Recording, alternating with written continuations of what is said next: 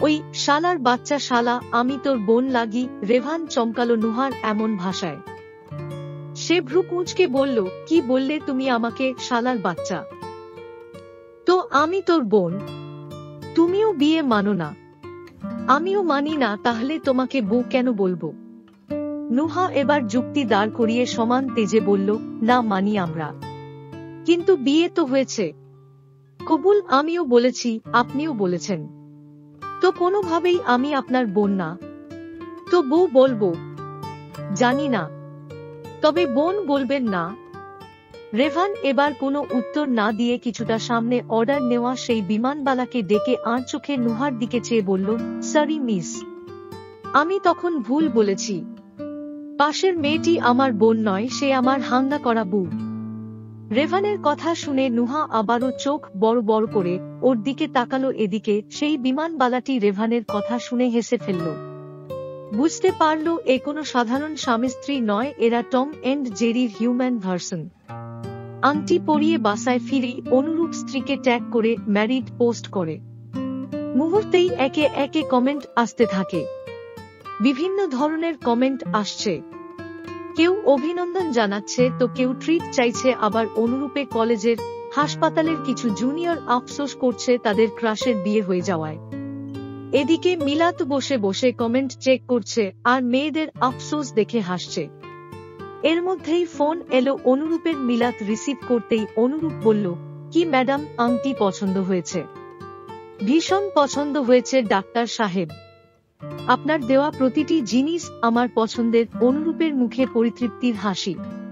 আংটি পরানোর দুদিন পরই আচমকা ট্যুরের প্ল্যান হলো মিলাতের বান্ধবীদের গ্রুপে। সবাই চাইছে মিলাতও আসুক, কিন্তু সামনেই বিয়ে, কত কাজ, এই সময় ঘুরতে যাওয়াটা ঠিক হবে না, তাই মিলাত মানা করে দেয়। এদিকে ওর বান্ধবীরা তো নাছোড়বান্দা, ওকে ছাড়া যাবেই না, তাই ওরা অনুরূপের নাম্বার জোগাড় করে ওকে ফোন করলো। ফোন রিসিভ করে মিলাতের বান্ধবী মোনা বলল, ভাইয়া আসসালামু আলাইকুম। ওয়ালাইকুম আসসালাম। জি, কে বলছেন? ভাইয়া, আমি মিলাতের বান্ধবী মোনা। আমরা সোমবারে ট্যুর প্ল্যান করেছি 2 দিনের। তো মিলাত যেতে চাচ্ছে না বিয়ের জন্য, আপনি একটু ওকে বলেন না? আচ্ছা আপু, আমি বলবো, ও আপনাদের সাথে যাবে, চিন্তা করবেন না। ধন্যবাদ ভাইয়া। অনুরূপ দুপুরে আসলো মিলাতদের ভার্সিটিতে। মিলাত তখন ক্যান্টিনে বসে সিঙ্গারা খাচ্ছিল। স্বামীকে দেখে সিঙ্গারা অর্ধেক রেখেই উঠে দৌড় দিল অনুরূপের দিকে। ওর সামনে এসে জড়ানো গলায় বলল, আপনি এখানে? অনুরূপ মৃদু হেসে মিলাতে সামনে আসা চুলগুলো সরিয়ে দিতে দিতে বলল, মুখের খাবারটা আগে গিলে তারপর কথা বলো। পালিয়ে যাচ্ছি না তো, তোমার কাছেই আছি। মিলাত লজ্জা পেল। অনুরূপকে নিজেদের ক্যান্টিনে এনে বসালো। ওর বান্ধবীদের সাথে পরিচয় করালো। অনুরূপ ওদের ট্রিট দিল। সেখানে অনেকক্ষণ গল্প স্বল্প হলো। খাওয়া দাওয়া শেষে অনুরূপ মিলাতকে জিজ্ঞেস করল, তোমার আর ক্লাস আছে? না, ওদের আছে। তাহলে চলো আমার সাথে শপিং এ। মা বলেছে তোমার পছন্দের সব কিনতে, যা তোমার পছন্দ হবে সেটাই কিনতে। আপনার পছন্দই তো সুন্দর। হ্যাঁ আমি জানি আমার পছন্দ সুন্দর, তা না হলে তোমার মতো বউ তো পেতাম না। আচ্ছা তাহলে তো আমার পছন্দ আপনার থেকেও সুন্দর, তা না হলে আপনার মতো স্বামী তো আমি পেতাম না। অনুরূপ মিলাতের নাক টেনে দিয়ে বলল, তাই না, এবার আসো, যেতে হবে, চলুন। অনুরূপ মিলাতকে নিয়ে বেরিয়ে পড়ল। গাড়িতে উঠে আগে মিলাতের সিট বেল্ট লাগালো, পরে নিজেরটা। মিলাত আহ্লাদী স্বরে বলল, আপনি আমার অভ্যাস খারাপ করছেন। এই যে সব কিছুতে নিজের ওপর অভ্যস্ত করে পড়ে পালিয়ে গেলে আমি বাঁচব না, মনে রাখিয়েন। অনুরূপ মিলাতের সিট বেল্টটা খুলে ফেলল।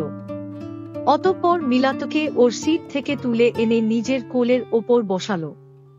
মিলাত এতক্ষণে লজ্জায় চিবুক নামিয়ে ফেলেছে।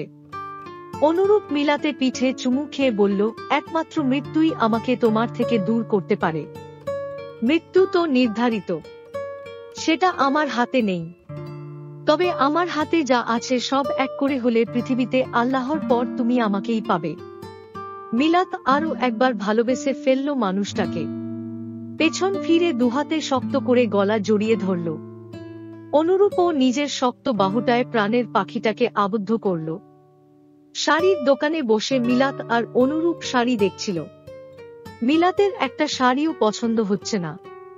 সে পাশে বসা অনুরূপের দিকে অসহায় দৃষ্টিতে চেয়ে বলল, আমাকে একটু হেল্প করুন না, আমি কনফিউজড হওয়া লাগবে না, যতগুলো পছন্দ নিয়ে নাও। ধুর, আপনি বলুন আমি কোনটা নিব, আমি তো আপনার বউ, আপনার পছন্দেই কেনা উচিত। অনুরূপ হাল ছেড়ে দিয়ে অনেক বেছে দুটো শাড়ি পছন্দ করল, একটা মেরুন আরেকটা বেবি পিঙ্ক। মিলাতেরও পছন্দ হলো, ওরা দুটো শাড়ি কিনল। বিয়ের শাড়ি কেনা হয়নি এখনো, বিয়ের শাড়ি হিসেবে লালই পছন্দ ওর। শাড়ি কিনতে কিনতে মিলাতের মনে পড়ে গেল নিজের প্রথম বিয়ের কথা। অজান্তেই মনটা ভার হয়ে গেল ওর লালা শাড়ি পছন্দ ছিল। সব সময় মন চাইতো লাল শাড়ি পরে টুকটুকে বউ সাজার, কিন্তু সাইফুল পছন্দ করত না লাল শাড়ি, ওর পছন্দেই নীল শাড়ি পরতে হয়েছিল। সেসব এখন শুধু অতীত। মিলাত নিজের পাশে বসা মানুষটিকে দেখে দুনয়ন ভরে, ভাবে এই মানুষটা জীবনে না আসলে হয়তো কখনোই ও স্বাভাবিক হতো না। প্ল্যান থেকে ল্যান্ড করার পর নুহা বলল, ঠিক আছে যান, আমি আপনার বোন, আপনি নিজের মত মেয়েদের সাথে ফুর্তি করেন আর আমি নিজের মতো ছেলেদের সাথে ঘুরব। রেভান এবার মুখটা চোখা করে বলল, না না, তা হচ্ছে না। লেনে, তুমি বলেছ না মানলেও আমাদের বিয়ে হয়েছে, তাই আমরা স্বামী স্ত্রী। ঘোরাঘুরি করলেও তুমি আমার সাথেই করবা, এদিক ওদিক চোখ দেওয়া যাবে না। ঠিক আছে, আপনার সাথে ঘুরবেই বা কোন মেয়ে যে না চেহারা নামা রাখছে পেয়ারা। রেভান জ্বলে গেল, ধমকে বলল, শাট আপ, তুমি আমার হতো হ্যান্ডসাম পুরো পৃথিবীতে পাবা না একটাও। জি, আপনিও হ্যান্ডসাম আর হিরো আলমো নায়ক। রেভান রাগে আগুন হয়ে গেল, ও চিবিয়ে চিবিয়ে বলল, আর তুমি কি? ঐশ্বরিয়া আমি। রেভান এবার হেসে ফেলল, বলল, একেই বলে ওভার কনফিডেন্স। গুলিস্তানের লো বাজেট ঐশ্বরিয়া। ও, আজ সকালে গার্লস ট্রিপে বেরিয়েছে মিলাত আর তার বান্ধবীরা। 3 দিন থাকবে ওরা কক্সবাজারে। কোন হোটেলে থাকবে সেটা অনুরূপ ঠিক করে দিল। সুগন্ধা বিচের পাশেই একটা হোটেলে উঠেছে ওরা। এটা অনুরূপের বন্ধুর বাবার। ব্যালকনিতে দাঁড়ালেই সমুদ্রের মৃদু গর্জন, নোনাজল ছুঁড়ে আসা স্নিগ্ধ হাওয়া আর রঙিন ভোরা দেখা যায়। ওরা যখন পৌঁছেছে তখন সন্ধ্যা। ব্যাগ রেখে ফ্রেশ হয়ে নাস্তা করে নিল সবাই। অনুরূপের করা বারণ যেন 10টার পর বাইরে না থাকে, তাই ওর নাস্তা করে বিচে যাওয়ার জন্য বেরিয়ে পড়ল। কিছুক্ষণ বিচে সময় কাটিয়ে ডিনার করে 10টার আগেই হোটেলে ফিরবে। বিচে গিয়ে মিলাত অনুরূপকে ভিডিও কল দিল। অনুরূপ তখন চেম্বার থেকে বের হয়েছে। বুয়ের ফোন পেয়ে গাড়িতে উঠেই রিসিভ করল। ওপাশে মিলাতের হাস্যোজ্জ্বল মুখ। মিলাত হাত নেড়ে বলল, দেখুন বিচে এসেছি আমরা, পানিতে নেমো মা, কিন্তু সাবধানে থাকবে, আর 10টার আগে ফিরবে। মিলাত সব আদেশ মেনে নিয়ে বলল, ঠিক আছে জনাব। অনুরূপ হেসে বলল, খেয়ে নিও, আপনিও, আর সাবধানে যাবেন বাসায়। আচ্ছা, তুমি হোটেলে গিয়ে কল দিও, এখন এনজয় করো। আচ্ছা। বেশ কিছুক্ষণ বিচে হাঁটাহাঁটি দৌড়াদৌড়ি করে মিলাত আর ওর বান্ধবীরা হাঁপিয়ে উঠেছে। কিছুক্ষণ বসে বিশ্রাম নিয়ে বিচ থেকে এসে ডিনার করে নিল। মিলাত খাওয়া শেষে হোটেলে এসে গোসল করে তারপর শুতে গেল। শুয়েই মনে পড়ল অনুরূপকে ফোন করার কথা। সাথে সাথেই ভিডিও কল দিল ও। অনুরূপ রিসিভ করে ফোনের স্ক্রিনেই বুকে চুমু খেয়ে ফেলল। মিলাত স্বামীর কাণ্ড দেখে হেসে বলল, মিস করছেন বুঝি? ভীষণ। আহারে, মাত্র 3টা দিন। মিলাত আহ্লাদী স্বরে বলল, হ্যাঁ, তারপর আমাদের আবার বিয়ে। তুমি সব সময়ের জন্য আমার কাছে থাকবে। মিলাত লাজুক হাসল। অনুরূপ আরেকটু লজ্জা দিতে বলল, তারপর আমাদের হানিমুন। কোথায় যেতে চাও? আপনার যেখানে ইচ্ছা। উহু, তোমার ইচ্ছাগুলোই আমার খুশি। মিলা তো একটু ভেবে বলল, মালদ্বীপ যাওয়া যায়। ঠিক আছে, তাহলে মালদ্বীপ বিয়ের 2 দিন পরই যাব আমরা। আচ্ছা, মিলাত মৃদু স্বরে বলল। লজ্জায় ওর গাল জোড়া ফুলে উঠেছে। অনুরূপ গভীর চোখের বুয়ের দিকে চেয়ে থেকে বলল, প্লিজ এভাবে লজ্জা পেও না। আমার সহ্য হয় না। আদর করতে ইচ্ছে করে। মিলাত এবার ফোন ক্যামেরায় হাত রেখে বলল, আমার ভীষণ লজ্জা লাগছে। ইস, সেদিন বোধহয় ঠিকঠাক লজ্জা ভাঙানো হয়নি। সমস্যা নেই, বাসর রাতে সময় নিয়ে ধীরে ধীরে লজ্জা ভাঙাবো। মিলাত লাজুক স্বরে বলে উঠল, অসভ্য একটা। অনুরূপ মুচকি হাসল। বুকে লজ্জা দিতে বেশ লাগে ওর। মিলাতের কক্সবাজার যাবার খবর পেয়ে গেছে চৈতি। বিশ্বস্ত কিছু মাধ্যম কাজে লাগিয়ে ওর হোটেলের খোঁজও বের করে ফেলল। আর ওই মুহূর্তেই রওনা হলো কক্সবাজার। রেভান আর নুহা হানিমুনে এসেছে 3 দিন হতে চলল। একই রুমে একই বিছানায় শুয়েও কেউ কারো সাথে কথা বলে না। ঘোরাঘুরি চলছে নিজেদের মতেই। তবে নুহা যেখানেই যায় ঘুরে ফিরে রেভানের সাথে ওর দেখা হবেই। আজও ঘোরাঘুরি করে রাত 11টায় ফিরল দুজনে। খাওয়া শেষ করে যে যার মতো শুয়ে পড়লে। শোয়ার 5 মিনিটের মধ্যেই ঘুমিয়ে পড়ল নুহা এবং অভ্যাসবশত ঘুরে রেভানের গায়ে হাত পা তুলে দিল। গত 2 দিন ধরে একই অবস্থা। সকালে যখন নিজেকে রেভানের সাথে আষ্টেপৃষ্ঠে থাকা অবস্থায় দেখা নুহা, তখন ভ্রু কুঁচকে সব দোষ রেভানের ঘাড়ে চাপিয়ে দেয়। তাই রেভান আজ ভেবেছে সে ভিডিও করে রাখবে। কিন্তু ভিডিও করতে গিয়ে ফোন হাতে নিয়ে দেখল ফোনে চার্জ নেই। ফোন বন্ধ হয়ে পড়ে আছে। কি আর করার, ফোন রেখে রেভান চুপচাপ পড়ে রইল বিছানায়। এক সময় তলিয়ে গেল গভীর ঘুমে। সকালে ব্রেকফাস্ট টেবিলে বসতেই অনুরূপের ফোন টেক্সট এলো চৈতির নাম্বার থেকে। ও একটা ছবি পাঠিয়েছে কক্সবাজার থেকে, একদম সেই হোটেলের সামনে থেকে যেখানে মিলাত আর ওর বান্ধবীরা উঠেছে। ছবিটা দেখেই অনুরূপের কলিজায় মোচড় দিয়ে উঠল। ও নাস্তার টেবিল থেকে তৎক্ষণাৎ উঠে চৈতিকে ফোন করল। এই প্রথম অনুরূপ নিজ থেকে ফোন করল চৈতি। সাথে সাথেই রিসিভ হলো। ওপাশ থেকে চৈতির শয়তানি হাসি ভেসে এলো। গুড মর্নিং ছোট বোনের জামাই। আচ্ছা, ছোট বোনের জামাইকে কি যেন বলে আমি জানি না। বাই দ্য ওয়ে, হোটেলটা ভীষণ সুন্দর। সি ভিউ পাওয়া যায় ভালো। অনুরূপ শান্ত গলায় বলল, কক্সবাজার গিয়েছিস, সমুদ্র দেখ, সমস্যা নেই, শুধু মিলাতের দিকে হাত বাড়ালে কলিজা টেনে ছিঁড়ে ফেলব। অনুরূপের কথা শুনে চৈতি কটমট স্বরে বলল, আমার কলিজা ছেঁড়ার আগে দেখবি তোর বুয়ের কলিজ কেটে বারবিকিউ করছি। সমুদ্রের পাড়ে তোর বুয়ের কলিজার বারবিকিউ ভীষণ টেস্ট হবে, কি বলিস? তোকেও দাওয়াত দিলাম, চলে আসিস আজ রাতেই। অনুরূপ চাপা রাগান্বিত স্বরে বলল, এই ভুল করিস না চৈতি, আমি তোকে আবারও বললাম। লাভ নেই, আমার যা হয় হোক, আমি ওকে শান্তি দেব না। এটা বলেই ফোন কেটে দিল চৈতি। অনুরূপ আবার ডায়াল করেও কাজ হলো না, ফোন বন্ধ করে দিয়েছে। ও এবার মিলাতকে ফোন করল। মিলাত রিসিভ করেই বলল, হ্যালো। অনুরূপ নিজের ভেতরের অস্থিরতা প্রকাশ না করেই প্রশ্ন করল, কোথায় আছো? হোটেলে। মাত্র উঠলাম ঘুম থেকে। শোনো, একদমই হোটেলের বাইরে যেও না। আমি আসছি। মিলাত এবার ভ্রু কুঁচকে চিন্তিত স্বরে বলল, কি হয়েছে? কিছু হয়নি, তোমাকে মিস করছিলাম। ভীষণ দেখতে ইচ্ছে করছে, তাই ছুটে আসছি। মিলাত বিশ্বাস করল স্বামীর কথা। আহ্লাদী স্বরে বলল, অপেক্ষা করুন আরো 2 দিন। এখনই আসবেন না? অপেক্ষা করতে পারবো না আমি আসছি, প্লিজ হোটেল থেকে বের হইও না। বলেই অনুরূপ ফোন রেখে নাস্তা না করেই বেরিয়ে গেল। পেছন থেকে কুলি বেগম এত ডাকলো শুনলই না ও। ফোনেই চেক করল পরবর্তী এয়ার ফ্লাইট।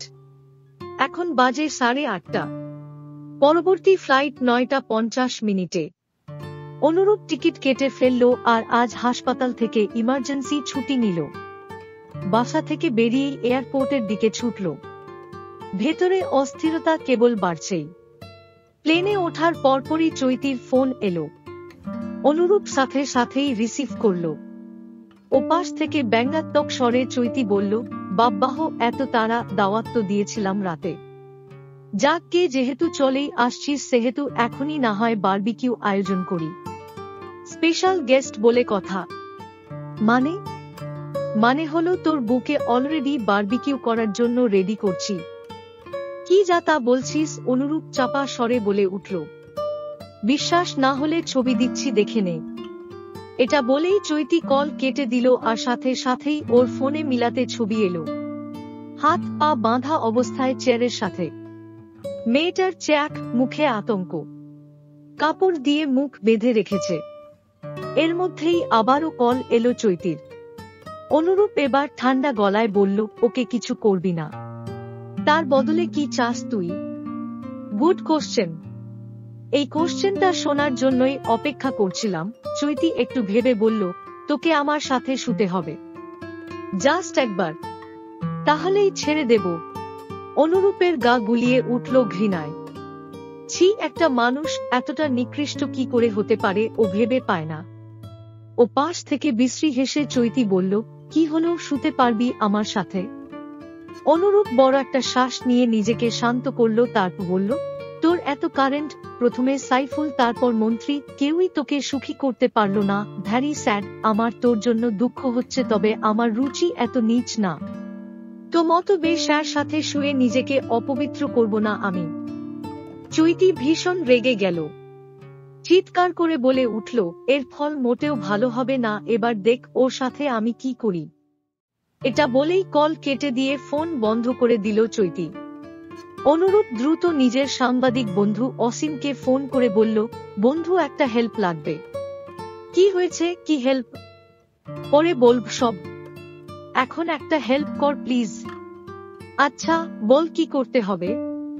1 ঘন্টার মধ্যে রেলমন্ত্রীর দ্বিতীয় বিয়ের খবরটা প্রচার করতে হবে। কি বলছিস এসব? অসীম লাফিয়ে উঠল। হ্যাঁ, ঠিকই বলছি, পুরো সলিড খবর। আমি তোকে কাবিননামার ছবি, মেয়ের ছবি, ডিটেইলস সব দিচ্ছি। তুই জাস্ট 1 ঘন্টার মধ্যে এটা প্রচার করে দিবি। অসীম কৌতূহলী হয়ে বলল, তুই এসব কোথা থেকে জেনেছিস, আর এটা করে তোর কি লাভ? সব বলবো, একদিন সময় করে চেম্বারে বা বাসায় আসিস। কেন করেছি, কিভাবে জেনেছি, সব বলবো। শুধু এখন আর প্রশ্ন করিস না। ঠিক আছে বন্ধু, তুই ডকুমেন্টস গুলো পাঠিয়ে দে, আমি নিউজটা কভার করে দিব। ওকে বন্ধু। অনুরূপ সব ডিটেইলস পাঠিয়ে দিল অসীমের ফোনে। অনুরূপের কথামতো মিলাত ভেবেছিল হোটেল থেকে বের হবে না, কিন্তু বান্ধবী মোনা এসে বলল ওদের এক বান্ধবীকে নাকি খুঁজে পাওয়া যাচ্ছে না, ওর ফোনও বন্ধ আসছে। মিলাত শুনে ভয় পেয়ে গেল আর বান্ধবীকে খুঁজতে বেরিয়ে গেল তৎক্ষণাৎ। এক একজন এক এক দিকে গেল আর লাগাতার ফোনে চেষ্টা করছিল, কিন্তু কেউই পাচ্ছিল না। মিলাত রাস্তা পার হবে এমন সময় একটা কালো টয়োটা এসে দাঁড়ালো মিলাতের সামনে। মিনিটের ব্যবধানে গাড়ির দরজা খুলে গেল আর 2টো লোক ওকে টেনে ভেতরে নিয়ে গেল। মিলাত চিৎকার করতে চাইলেও পারল না। চেতনানাশক দিয়ে ওকে অজ্ঞান করে ফেলা হলো। আর যখন জ্ঞান ফিরল তখন নিজেকে একটা স্বল্প আলোর রুমে আবিষ্কার করল, হাত পা মুখ বাঁধা অবস্থায়। চারপাশে চোখ বুলিয়ে বুঝল এটা একটা স্টোর রুম। অনেক পুরনো জিনিস এখানে ফেলে রাখা হয়েছে, কিন্তু ও বুঝতে পারছে না জায়গাটা কোথায়। অনুরূপ কক্সবাজার পৌঁছতেই মিলাতদের হোটেলে চলে গেল দ্রুত। ওর বান্ধবীদেরও ফোন করল। ওদের মধ্যে মোনা ফোন রিসিভ করতেই অনুরূপ বলল, তোমরা কোথায়? মোনা কাঁদতে কাঁদতে বলতে লাগলো, ভাইয়া, ইশিকাকে পাচ্ছিলাম না আমরা সকাল থেকে। আমি আর মিলাত ওকে খুঁজতে বের হয়েছি ঘন্টা 2 আগে।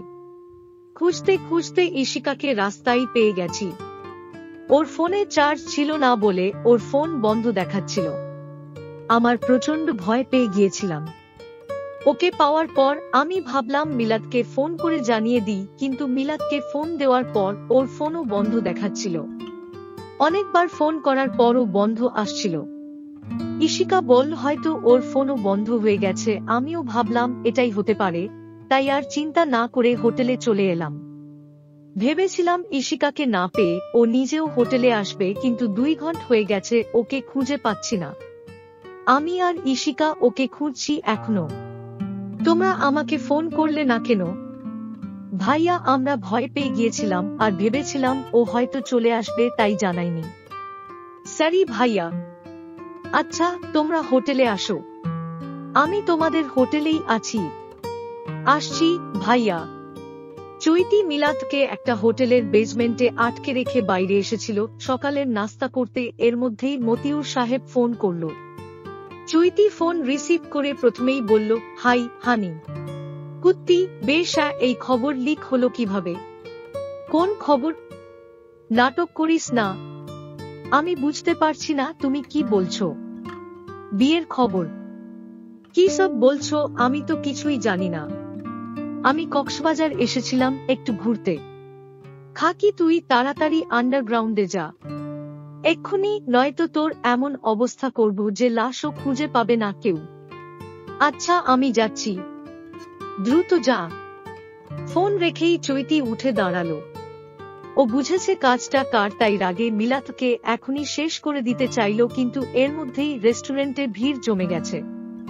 সাংবাদিকও আসা শুরু হয়ে গেছে। চৈতি বুঝল হাতে আর সময় নেই, ওকে বের হতে হবে। ও দ্রুত হোটেলের অন্য গেট দিয়ে বেরিয়ে গেল। মোনা আর ঈশিকা হোটেলে পৌঁছানোর পর অনুরূপ বলল, তোমরা ব্যাকপ্যাক করে এখনই ঢাকা চলে যাও। আর মিলাত? মোনা জিজ্ঞেস করল আতঙ্কিত স্বরে। মিলাত কিডন্যাপ হয়েছে। মোনা আর ঈশিকা দুজনেই আঁতকে উঠল কথা শুনে। ঈশিকা ঘাবড়ে গিয়ে বলল, কিভাবে, কে করল? জানবে পরে, এখন হাতে সময় নেই। দ্রুত বের হও তোমরা। আপনি ওর খবর পেলে আমাদের জানাবেন, মোনা বলল। অনুরূপ মাথা নেড়ে বেরিয়ে গেল হোটেল থেকে। প্রত্যেকটা নিউজ চ্যানেলে রেলমন্ত্রীর দ্বিতীয় বিয়ের খবর ফলাও করে প্রচার হচ্ছে। কাদের সাহেব তাৎক্ষণিক প্রেস কনফারেন্স ডাকলেন। চোখ খুলতেই নুহা দেখল ও রেভানকে জড়িয়ে ধরে রেখেছে। তৎক্ষণাৎ সরতে গিয়েও পারল না, তার আগেই রেভান ওর হাত ধরে ফেলেছে। হাতে নাতে ধরা পড়ায় চোরের মতো মুখ নামিয়ে ফেলল নুহা। রেভান চোখ ছোট ছোট করে বলল, কে জানি বলতো আমি মিথ্যা বলি, তার নামে বানিয়ে বলি। তাহলে এসব কি ভুলে হয়েছে এমন? প্রতিদিন তো করি না। জি না, আপনি প্রতিদিনই করেন।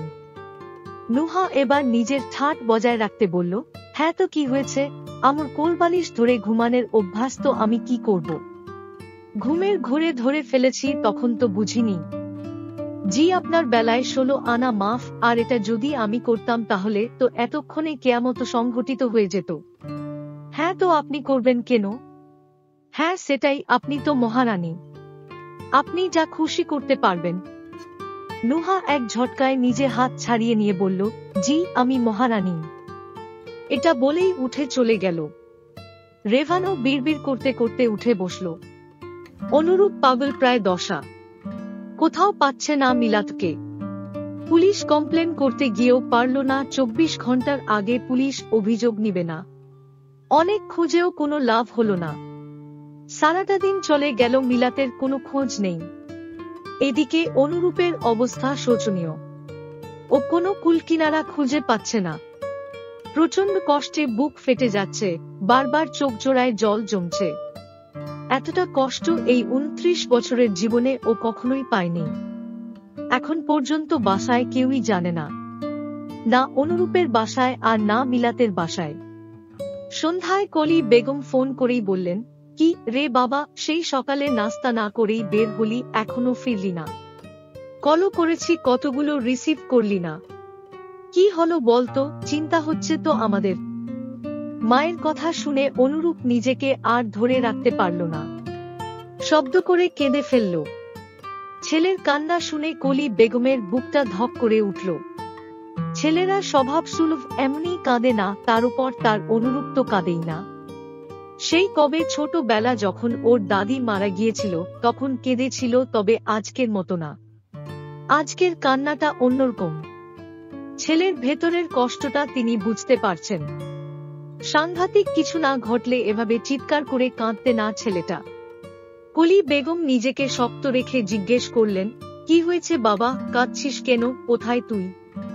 কান্নার মাঝেও অনুরূপ বলে উঠল, মা, ও মা, আমি তো মিলাতকে খুঁজে পাচ্ছি না, ওকে এনে দাও মা, আমার অনেক কষ্ট হচ্ছে। কি হয়েছে মিলাতের, আর তুই কোথায়? অনুরূপ শার্টের হাতায় চোখের জল মুছে কলি বেগমকে সব বলল। তিনি সব শুনে বেশ চিন্তায় পড়ে গেলেন। বললেন, মিলাতের বাবা মাকে বলেছিস? না, তারা জানে না এখনো। বলা দরকার। অনুরূপ অসহায় স্বরে বলল, কিভাবে বলব মা, কোন মুখে বলব, আমার ভালো লাগছে না, কি করব আমি? কলি বেগম একটু ভেবে বললেন, তুই একটা কাজ কর, কালকে থানায় কমপ্লেন কর আগে, তারপর পত্রিকায় সন্ধান চাই, বিজ্ঞপ্তি দে, কিছু হলেও হতে পারে। অনুরূপের মায়ের বুদ্ধিটা ভালো লাগলো। অনেক সময় ধরে বেজমেন্টের এই অন্ধকার ঘরে আছে মিলাত, না কথা বলার শক্তি আছে আর না নড়াচড়া করার। ভীষণ অসহায় লাগছে ওর, মনে হচ্ছে ওকে কোনোদিন আর কেউ খুঁজে পাবে না। বারবার বাবা, মা আর অনুরূপের কথা মনে পড়ছে। আর কি কখনোই দেখা হবে না ওদের সাথে? মিলাতের চোখ দিয়ে জল গড়িয়ে পড়তে লাগলো কেবল। মনে পড়ে যেতে লাগলো অনুরূপের সাথে কাটানো সময়গুলো। জীবন এত ছোট কেন? ভালোবাসার জন্য আরেকটু সময় কি পাওয়া যেত না? মন ভরে নি তো? এই তো একসাথে একই ছাদের তলায় থাকার, একই থালায় খাওয়ার, একই বিছানায় ঘুমানোর এই অমূল্য স্বপ্নগুলো অধরাই রয়ে গেল। নিজেকে কোনোভাবেই বুঝ দিতে পারছে না মিলাত। রেভান আর নুহার মধ্যে একটা বন্ডিং তৈরি হয়েছে, যার নাম দেওয়া যেতে পারে ঝামেলা বন্ডিং। ওরা একটা মুহূর্ত ঝামেলা না করে থাকতে পারে না। সকাল থেকে রাতে অবধি ঘুমোতে যাওয়ার আগ পর্যন্ত এটা সেটা নিয়ে লাগবেই। রেভান উপলব্ধি করতে পারে এই মেয়েটার সাথে থেকে থেকে ও নিজেও ঝগড়ুটে হয়ে গেছে। এই স্বভাবটা ছিল না আগে। কথায় বলে না, সঙ্গের স্বর্গবাস, অসৎ সঙ্গের সর্বনাশ। সারাদিন ঘুরে ফিরে এসে রেভান তোয়ালে নিয়ে ওয়াশরুমের দিকে এগুতেই কোত্থেকে যেন নুহা হুড়মুড় করে ঢুকে গেল ওয়াশরুমে। রেভান দ্রুত গিয়েও লাভ হলো, ততক্ষণে দরজা আটকে ফেলেছে ও। বাইরে থেকে রেভান চেঁচিয়ে বলে উঠল, কি হলো এটা? আপনি জানেন না লেডিজ ফার্স্ট? রাগে রক্ত টগবগ করছে রেভানের। তবু নিজেকে সামলে নিয়ে বলল, ঠিক আছে, 5 মিনিটের মধ্যে বের হও। What 5 minute? তো জামাই খুলতে লাগে। কি এমন বস্তা পড়েছ যে 5 মিনিট লাগবে? আমি 10 সেকেন্ড জামা খুলতে পারি। আমি তো আপনার মতো না, অপেক্ষা করেন 1 ঘন্টা। রেভান আর উত্তর দিল না। ও জানে এই মেয়ে 1 ঘন্টার আগে বের হবেন। ওয়াশরুমে ঢুকেই সে হয়ে ওঠে জগতের কুখ্যাত সঙ্গীত শিল্পী। শাওয়ারটা ছেড়ে দিয়েই হেরে গলায় গান করে প্রতিদিন। আর বাইরে বসে রেভান বিরক্ত মুখে সেগুলোই শোনে।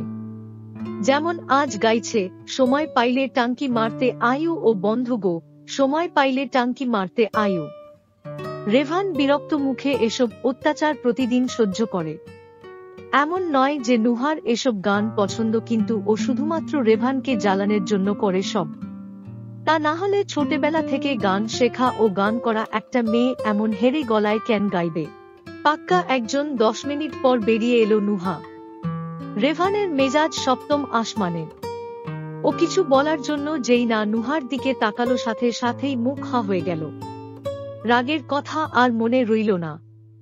শুধুমাত্র সাদা একটা তোয়ালে বুকের ওপর থেকে উরু পর্যন্ত পেঁচানো, পুরো শরীর ভেজা। ভীষণ সুন্দর লাগছে মেয়েটাকে। রেভান উঠে 1 পা 2 পা করে ওর দিকেই এগিয়ে গেল। ওকে এক কাছে আসতে দেখায় নুহাও পেছাতে লাগলো। পেছাতে পেছাতে একদম দেয়ালের সাথে লেগে গেল। রেভানও ওর মুখের ওপর ঝুঁকে পড়ল। নুহা ভীষণ লজ্জা পেল। লজ্জায় চোখ বন্ধ করে ফেলল। রেভান হুঁশ হারিয়ে ফেলেছে পুরোপুরি। ও নুহার নরম কোমল ঠোঁট জোড়ায় দিকে এগিয়ে গেল। ঠোঁট ছুঁতেই হুঁশ ফিরে এলো, সাথে সাথেই সরে দাঁড়ালো। নুহা চোখ খুলে রেভানকে দূরে দাঁড়িয়ে থাকতে দেখে ওর ইগোতে লাগলো। ও দৌড়ে গিয়ে রেভানকে জড়িয়ে ধরল। রেভান জোর করে ছাড়াতে বলল, ছাড়ো বলছি। না, ছাড়বো না। আমার আপনাকে চাই এখনি। অসভ্য মেয়ে, ছাড়ো। ছাড়বো না। বাড়াবাড়ি হচ্ছে। আমি শুরু করিনি, আপনিই করেছেন। স্যারি, আমি বুঝতে পারি না, ভুল করেছি। আমি এত কিছু বুঝি না। এই বলেই নুহা নিজের শরীরে অবশিষ্ট কাপড়ও খুলে ফেলল। এরপর আর নিজেকে শান্ত রাখতে পারল না রেভান। শত হোক পুরুষ তো। মধ্যরাত, দুজনেই পাশাপাশি শুয়ে আছে চুপচাপ। কিছুক্ষণ আগে যা হয়েছে তাতে দুজনেরই সায় ছিল, তবু কেউ কারো সাথে চোখ মেলাতে পারছে না। নুহা উঠে আবার ওয়াশরুমে চলে গেল। বাথরুমটা খুলে আয়নায় নিজেকে দেখে ভীষণ লজ্জা পেল। নতুন একটা অনুভূতি হচ্ছে এখন। নুহা আবার গোসল করে বের হলো। ও বের হবার পরই রেভান ঢুকল। নুহার শরীর ব্যথা করছে, জ্বর এসেছে, মাথা ব্যথাও করছে, তাই ও চুপচাপ শুয়ে পড়ল বাথরোব গায়ে জড়িয়েই। রেভান গোসল সেরে বেরিয়ে এসে নুহাকে গুটিসুটি মেরে শুয়ে থাকতে দেখে এগিয়ে এসে ওর কপালে হাত রাখতেই দেখল কপাল ভীষণ গরম। প্রচণ্ড জ্বর এসেছে। রেভান খেয়াল করল মেয়েটা জামাও পরেনি, তাই ও ভাবল ও নিজেই পরিয়ে দেবে, কিন্তু পরানোর সময় নুহার শরীরে নিজের করা দাগগুলো দেখে নিজেই কপাল চাপড়ালো আর মনে মনে বলল, ইস, কি করেছি আমি এগুলো। জামা পরিয়ে কাউন্টারে কল করে বলল নুহার অসুস্থতার কথা। তারা যেন দ্রুত একজন ডাক্তার পাঠান সেটাও জানালো। গল্পের নাম বিকেলের প্রণয়। এটা ছিল গল্পের ১২ পর্ব। গল্পের লেখিকার নাম আরশি আয়াত। সম্পূর্ণ গল্পটি আপনারা পেয়ে যাবেন ভয়েস বাই স্নেহ ইউটিউব চ্যানেলে।